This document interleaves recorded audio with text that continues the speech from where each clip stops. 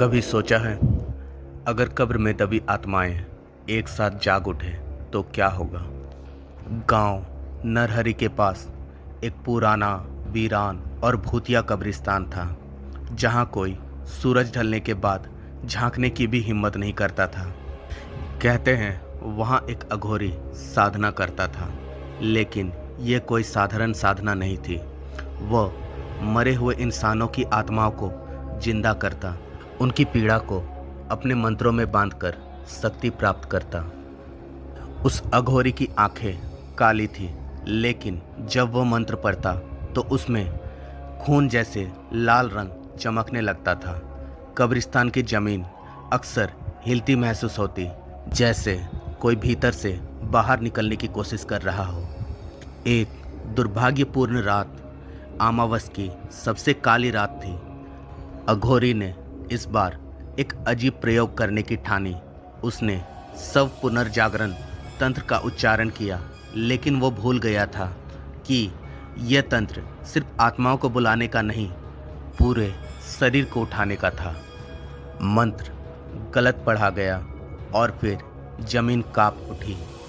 कब्रों से मिट्टी उछलने लगी। पहले एक हाथ बाहर निकला, फिर एक चेहरा, फिर दूसरा, फिर तीसरा। पूरे कब्रिस्तान से लाशें बाहर निकलने लगी। उनकी आंखों से काला खून टपक रहा था, हड्डियों से मांस लटक रहा था और वह सीधा गांव की ओर बढ़ चले। जिस घर में कोई मरा था वहां से चीखें आने लगी, पर वह किसी जीवित इंसान की नहीं बल्कि आत्माओं की थी, जो अब चैन से सो नहीं सकती थी। दीवारों पर रक्त से लिखे मंत्र उभरने लगे। रात को लोगों ने देखा मरे हुए लोग अपने ही घर के दरवाजे पर खड़े थे, लेकिन उनके चेहरे पहचानने से परे थे। आंखें गहराई से झांक रही थी और जुबान सड़ चुकी थी। अघोरी डर गया। वो अपने ही बनाए गए नरक में फंस गया।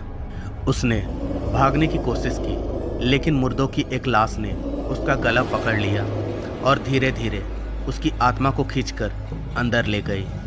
अब अघोरी जीवित नहीं था, लेकिन उसकी आत्मा उन आत्माओं की रानी बन चुकी थी। हर नई मौत अब उसका एक नया सैनिक बनती। लोग कहते हैं अगर कोई उस गांव में आज भी जाए तो रात को उसे अपने कानों में फुसफुसाहटें सुनाई देती है।